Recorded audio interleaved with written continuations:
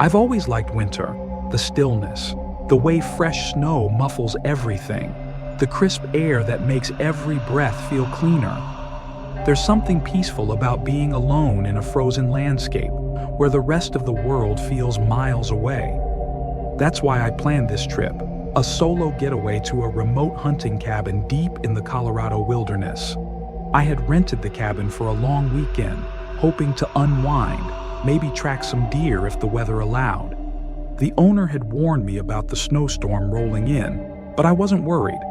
My truck was stocked with supplies, and I had enough firewood to last days. The drive up was peaceful at first. The narrow, winding roads cut through dense pine forests, their branches sagging under the weight of fresh snowfall.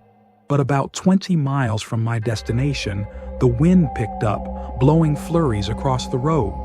I slowed down, gripping the wheel tighter as my tires crunched through the ice. Then, out of the corner of my eye, I saw movement. A figure stood just beyond the tree line, half hidden between the trunks. It was distant, barely more than a dark outline against the snow, but something about the way it stood, unnaturally still, made my skin prickle. A lone hiker maybe? But there were no trails nearby, no houses for miles. I kept driving. By the time I reached the cabin, the storm had fully settled in. Snow was falling in thick sheets, swallowing my tire tracks almost instantly. The place was smaller than I expected. A one-room structure with a wood stove, a creaky bed, and a single frosted-over window. Cozy enough, though. I got a fire going, heated some canned soup, and settled in for the night. Outside, the wind howled through the trees, rattling the cabin walls. I told myself the isolation was what I wanted, but something about the storm pressing against the windows made me uneasy. Then I heard it, a sharp crack outside, like a branch snapping underfoot. I froze, my spoon hovering mid-air. The wind roared again, but beneath it, I swore I heard the crunch of footsteps in the snow. I turned off my lantern, plunging the cabin into darkness. My breath came out in short, visible bursts as I moved slowly toward the window, careful not to make a sound. The glass was fogged, but through the frost, I could make out something, a shape standing at the edge of the trees, barely visible in the storm. It wasn't moving, just watching. I backed away from the window, my heart pounding. It's just your imagination, I told myself. A shadow from the trees, a trick of the snowfall. But deep down, I knew better. I barely slept that night. Every time I closed my eyes, I imagined that figure creeping closer, standing just beyond the door, waiting for me to let my guard down. By morning, the storm had worsened. Snow piled up against the cabin walls, nearly reaching the window. The wind had died down, but the eerie silence that followed felt even worse. I stepped outside to check the snowfall, my boots sinking deep. That's when I saw them. Footprints, a trail of them, leading from the trees to my cabin, and then back into the woods. My stomach clenched. Someone had been here. Standing outside my cabin in the middle of the night, in the middle of a blizzard, I needed to leave. I threw my gear into my truck and turned the key. The engine sputtered but wouldn't start. No, not now. I tried again. Nothing. The cold must have killed the battery overnight. Panic clawed at my chest. The nearest town was over 40 miles away. I had no cell service, no way to call for help. I was trapped. I spent the rest of the day holed up inside, listening. Every creak of the cabin, every gust of wind against the roof sent my nerves on edge. As night fell, I barricaded the door with the heavy oak chair and stoked the fire until the flames roared. Around midnight, I heard it again. The sound of footsteps, slow, deliberate crunches in the snow, circling the cabin. I gripped my hunting rifle, my fingers slick with sweat. The footsteps stopped just outside the door. Then, tap, tap, tap. A knock. I swallowed, my throat dry. The fire flickered, casting long shadows across the walls. Then a voice. "Let me in. It's freezing out here." I almost dropped the rifle. The voice was calm, almost polite, but something about it sent a spike of terror through me. I stayed silent, gripping the stock of my gun. Another knock. "You saw me in the woods, didn't you?" The voice was closer now, right outside the door. "I think we should talk about that." My blood ran cold. I backed away, barely breathing. I wanted to scream, to tell them to go away, but my voice wouldn't come. Then, scratch. Something dragged along the wooden door. The doorknob rattled, testing the lock. That was enough. I raised the rifle, aiming at the door, and shouted, "I have a gun! Leave now!" Silence. Then, soft laughter. "See you soon." The footsteps retreated, fading into the night. I didn't move until dawn. When the first weak light filtered through the window, I unblocked the door, rifle still in hand. The snow outside was disturbed, deep footprints leading away into the forest. I didn't wait around to see if they came back. I grabbed my gear and started hiking, forcing my way through the deep snow, following the road back toward civilization. I walked for hours, the cold biting through my clothes, my breath coming in ragged gasps. Eventually, I saw it. A gas station at the edge of the highway, its neon sign flickering through the snowfall like a beacon. I stumbled inside, barely able to speak. The clerk gave me a strange look as I gasped out my story. He nodded slowly, like he'd heard it before.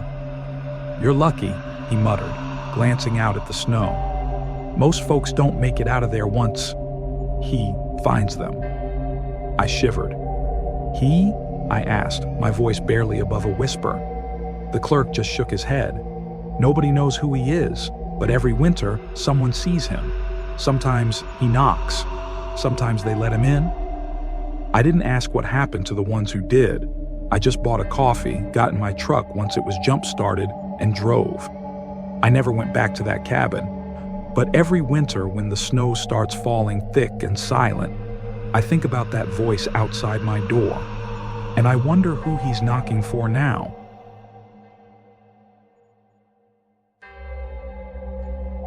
I travel a lot for work, mostly to places that aren't worth remembering. Airports, conference centers, generic hotels. One city blurs into the next.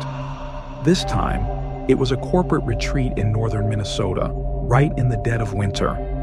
I wasn't looking forward to it, but my boss insisted. Of course, the company wouldn't cover a decent hotel.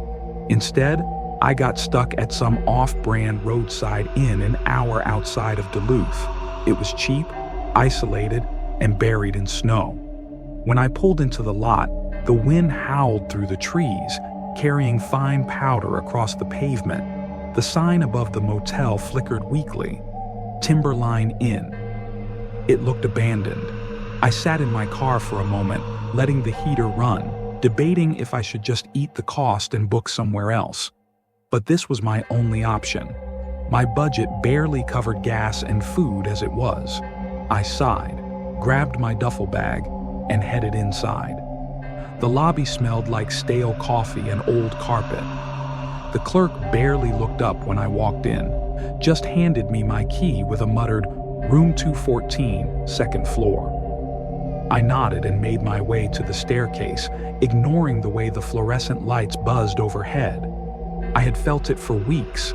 It started small, just an itch at the back of my neck, a sense that someone's eyes were lingering a little too long. At first, I chalked it up to stress, but then I started seeing him. A man in a thick winter coat and a red scarf. I'd catch glimpses of him near my office, standing just outside a coffee shop window, or leaning against a street lamp, always watching. I saw him again at the airport far across the terminal. Same stance, same scarf.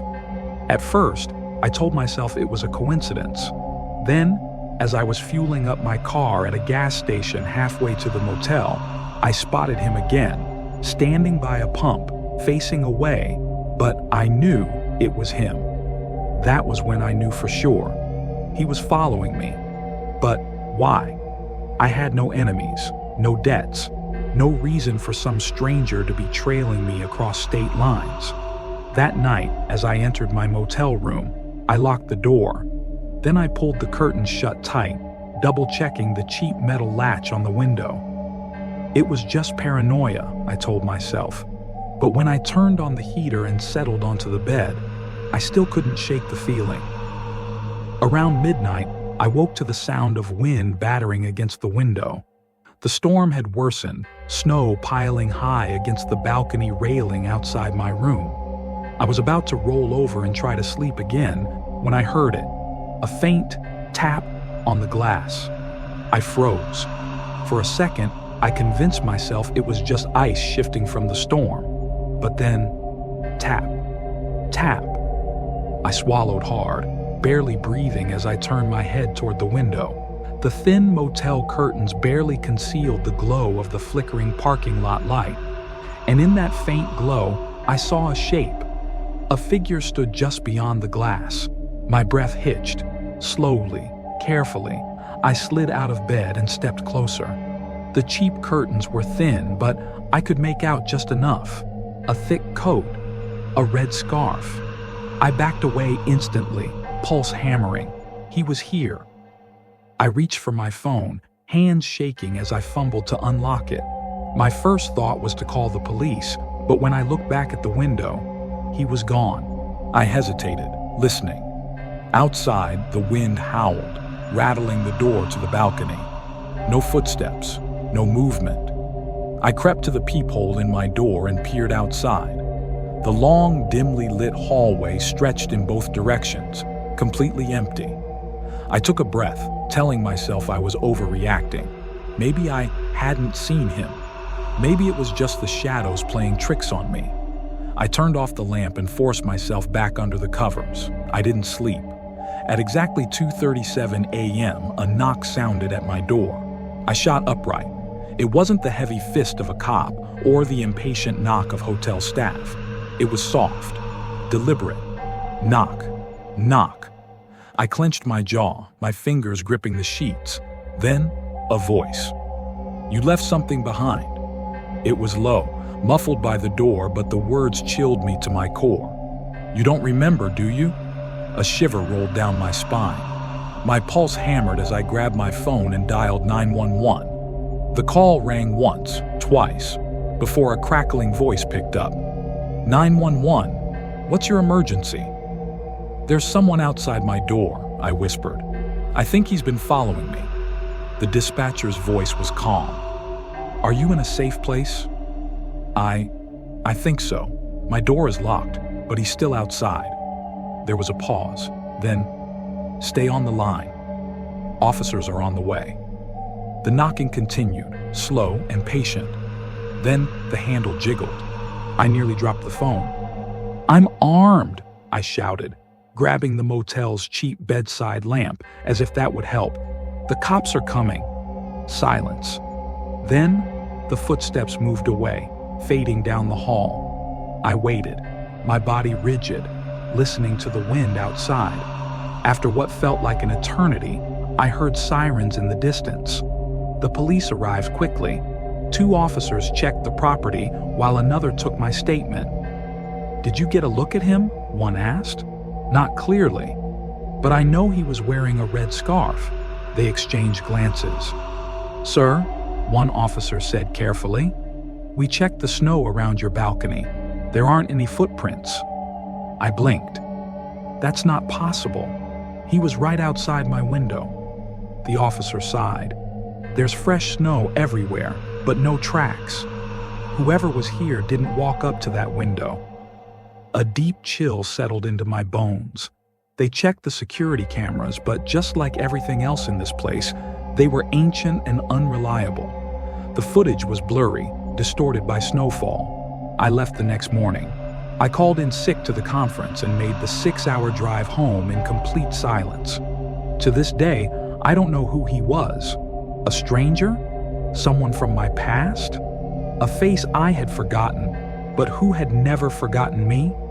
All I know is this: Every winter, when the snow starts falling thick and silent, I can't help but scan the streets. Because sometimes, in the distance, I swear I still see him. A man in a thick winter coat, a red scarf wrapped tightly around his neck, watching, waiting.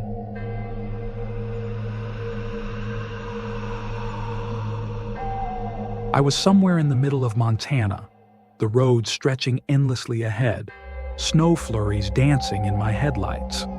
I had been driving for hours, exhaustion weighing heavy on me, my eyes burning from the effort of staying awake. The storm had been relentless, swallowing the highway in thick, white drifts. I just needed to stop for the night. That's when I saw it, a battered old sign flickering through the snowfall. Cedar Pines Lodge, vacancy. It wasn't much. A single-story roadside motel with a sagging roof and a few dim porch lights barely visible through the blizzard. But it was better than trying to push through the storm half asleep. I pulled into the lot, my tires crunching over ice. Only a handful of cars sat in the parking spaces, most covered in a thick layer of undisturbed snow. I grabbed my bag and hurried inside, bracing against the bitter wind. The lobby was small and outdated, a faded brown carpet, a dusty fake plant in the corner, and an old TV murmuring static behind the front desk. The clerk stood behind the counter, flipping through a guest ledger. He looked up as I approached. He was a wiry man in his 40s, pale and twitchy, with thin-rimmed glasses that kept sliding down his nose. His name tag read, Ray. And something about the way his fingers drummed against the counter made my stomach knot. "Got a room?" I asked, my voice rough from the dry air. Ray nodded quickly, flipping through the book with shaking hands. Yeah, room 106, $50, cash only." Cash only? That was strange. But I was too tired to argue. I pulled out some crumpled bills, and he slid a brass key across the counter. "Long drive?" he asked, his lips twitching like he was forcing a smile. "Yeah, just passing through." Ray nodded, but his eyes darted past me, like he was checking to see if someone else had come in. "Storm's bad," he muttered, almost to himself. "Better stay in your room tonight. Don't go wandering around." That sent a small chill through me. "Right, thanks," I said, grabbing the key. As I turned to leave, I noticed the ledger still open on the counter. My name was the only one written down. Room 106 was exactly what I expected.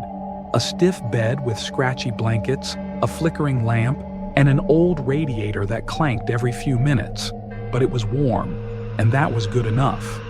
I kicked off my boots and collapsed onto the bed, letting out a heavy breath. The wind howled outside, rattling the window. I could hear the occasional groan of the building settling in the cold. I was too exhausted to overthink anything. I was asleep within minutes. Then, at 2:17 a.m., something woke me. A noise. At first, I thought it was just the storm. The wind had been hammering the motel all night, and the old walls creaked like an aging house. But then I heard it again. Click. A soft, deliberate sound. My heart thumped hard in my chest. I turned my head toward the door, my breath held tight in my throat. The doorknob was moving, slowly, like someone was testing it. I sat up, my pulse pounding. The latch was locked. I had double-checked before going to bed, but that didn't stop the quiet rattling. I crept toward the door, careful to keep my steps light. My hand hovered over the doorknob. Then I lowered myself to my knees and peered through the gap beneath the door. A shadow. Someone was standing outside my room. I forced myself to stay silent, even as my mind raced. Was it Ray? Another guest? Why the hell were they trying to get in? Then I heard it. A faint, metallic scrape. My stomach dropped. A key. Whoever was out there wasn't just trying the handle. They were trying to unlock my door. I lunged for the dresser. It was small, but I shoved it against the door with everything I had, the wood screeching against the floor. The lock clicked just as the dresser slammed into place. The door creaked open a fraction before stopping against the blockade. Silence. Then, movement. Whoever it was, they weren't leaving. I could hear them shifting outside, breathing heavily. Then, in a quiet, sing-song whisper, "You shouldn't be here." My entire body went ice cold. I grabbed my phone with trembling hands and dialed 911. The line rang. Once. Twice. Then, it cut off. No service. The storm. I gritted my teeth, panic clawing at my throat. I grabbed the only weapon I could find, a rusted fireplace poker leaning against the wall. Then, the whispering started again. "You weren't on the list." I pressed my back against the dresser, heart hammering. "Go away," I managed to croak. A pause. Then, a single, quiet laugh. The footsteps retreated, slow, deliberate. Then, silence. I waited, gripping the poker until my knuckles ached. The only sound was the wind whistling through the eaves. I didn't sleep the rest of the night. At first light, I packed my things and bolted. The lobby was empty. No Ray, no guests. Just the sound of the static-filled TV droning in the background. But something caught my eye. The open guest ledger. I stepped closer, my breath fogging in the cold air. Every name had been scratched out, except one. Mine. A chill ran down my spine. I turned to leave, but then, movement. Ray stood in the doorway to the back office, his face pale, his eyes wide with something like fear. "You need to go," he whispered. I swallowed hard. "Who was outside my room last night?" He shook his head, his lips pressing into a thin, bloodless line. "There weren't any other guests last night." I stared at him. He looked down at the ledger, then slowly reached out and scratched out my name with one quick stroke of his pen. "Forget this place," he murmured. "You got lucky." I didn't ask anything else. I turned and walked straight to my car, not looking back, not stopping until I was behind the wheel with the doors locked. My breath was shaky, my fingers ice cold as I jammed the key into the ignition. The engine sputtered, hesitated for half a second, then roared to life. Relief flooded me. As I pulled out of the lot, my eyes flicked to the rearview mirror.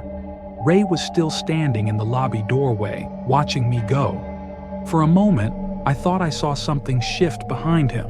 A dark figure, just out of the light. Then I hit the gas and didn't look again.